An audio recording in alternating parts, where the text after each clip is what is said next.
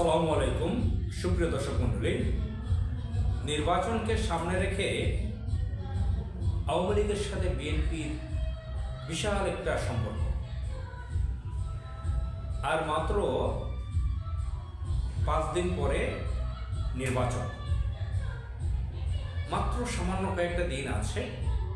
এমনিতেই তো 5 আগস্টের পরে যে ফ্যাসিস্ট সন্ত্রাসী গণহত্যাকারী আওয়ামী লীগ দিল্লিতে পালিয়ে গেছে এবং অনেকে জেলে আছে, এবং ইউরোপ, আমেরিকা, অস্ট্রেলিয়া, মিডল ইস্টে, মালয়েশিয়াতে বিভিন্ন জায়গায় পালিয়ে গেছে। তো তাদের রেখে যাওয়া সম্পদ, বড় একটা অংশ, সম্পদের অংশ বিএনপির লোকজনের দখলে। তারা সেগুলো দেখভাল করতেছে, নিজেরা ভোগ করতেছে। আবার নির্বাচনকে সামনে রেখে বিএনপির লোকজন আওয়ামী লীগের যারা বড় বড় সন্ত্রাসী, কিলার, গণহত্যাকারী, প্রচুর সম্পদের মালিক যারা জেলে আছে বা পালিয়ে আছে, তাদের পরিবারের সাথে বিশেষ বিশেষ বৈঠক টৈঠক, খাওয়া দাওয়া একসাথে করতেছে, তাদের বাড়িতে যাচ্ছে, অনুষ্ঠান করতেছে। এই যে আমি কথা বলার সময় সাউন্ড শুনলেন, সেটা সেই শব্দ, মিউজিক শুনতেছেন। তো আওয়ামী লীগের বাড়িতে বিএনপি খাই দেয়। তো এটা বাংলাদেশের বিভিন্ন জায়গায় হচ্ছে, প্রচুর টাকার লেনদেন, প্রচুর লোভনীয় অফার।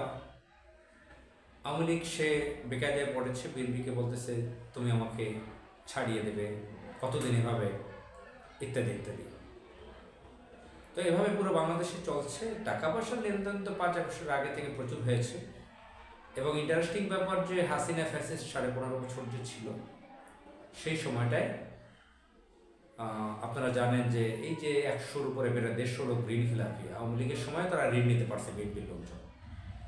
তাদের সাথে আতাত করে ব্যবসা বাণিজ্য সব সুযোগ সুবিধা ভোগ করেছে বিএনপির লোকজন, চাঁদাবাজির অংশ পর্যন্ত পেত। এমনকি তারেক রহমানের লন্ডনে সেখানে চলে যেত বলে অভিযোগ আছে।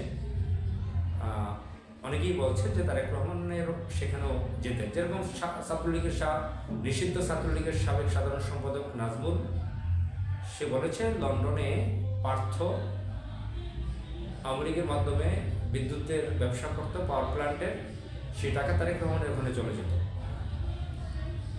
আবার ইশরাক হোসেন, সাদেক হোসেন খোকার ছেলের একবার আমি ইন্টারভিউ নিলাম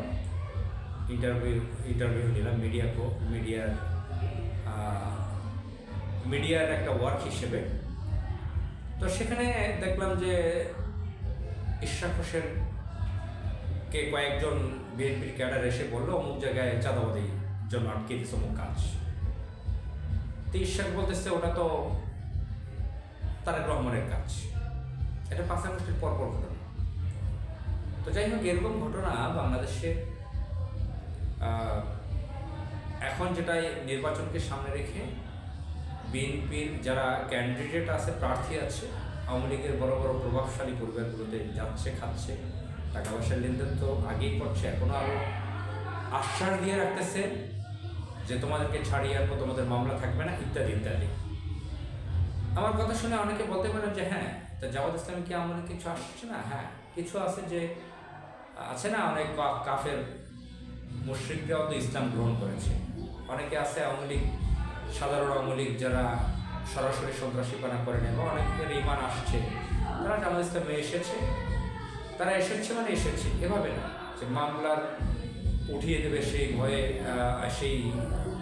সেই চুক্তি করে জামাত ইসলামের সাথে বিএনপি যেভাবে সম্পদ দখল করে খাচ্ছে আওয়ামী লীগের, এরকম তার জামাত করেনি 5 আগস্টের পরে। জামাত ইসলাম শুধু রাজনৈতিক দল না, তারা ইসলামিক সংগঠন হিসেবে ইসলামের দাওয়াত দেয় অমুসলিমদের কাছে, যারা মুসলমানদের কাছে, যারা ইসলাম ভালো জানে না, নামাজ পড়তে বলে, রোজা রাখতে বলে, কোরআন পড়ায়, বই পড়তে বলে, ইসলামের সাহিত্য, ইসলামিক কালচারে চলতে বলে, সেই তার অংশ হিসেবে অনেক আওয়ামী লীগ হয়তো বা জামাত ইসলামে এসেছে। কিন্তু বিএনপির সিস্টেমটা সম্পূর্ণ ভিন্ন। তাদের একটা সিন্ডিকেট, আধিপত্য বিস্তারের জন্য আওয়ামী লীগ বিএনপি এখন এক বাংলাদেশে। তারা এই আওয়ামী লীগ বিএনপি সিন্ডিকেট একসাথে থাকবে। তারা জামাত ইসলামকে প্রচণ্ড রকমের ভয় করে এবং প্রচণ্ড রকমের এনিমি, শত্রু মনে করে এই আওয়ামী লীগ বিএনপি দুটোই। এই শক্তিটা দিল্লির হয়ে কাজ করতেছে। তারা মনে করে জামাত ইসলাম যদি ক্ষমতায় আসে আমাদের আমসালা উভয়ের সবটা যাবে। আমরা চাঁদাবাদি করি, কমিশন বাণিজ্য করি, মাস্তানি করি, টাকা পয়সা কামাই করি, বিশাল রাজত্ব, এগুলো আমাদের সব চলে যাবে। সুতরাং তারা এখন একত্রিত। আসসালামু আলাইকুম।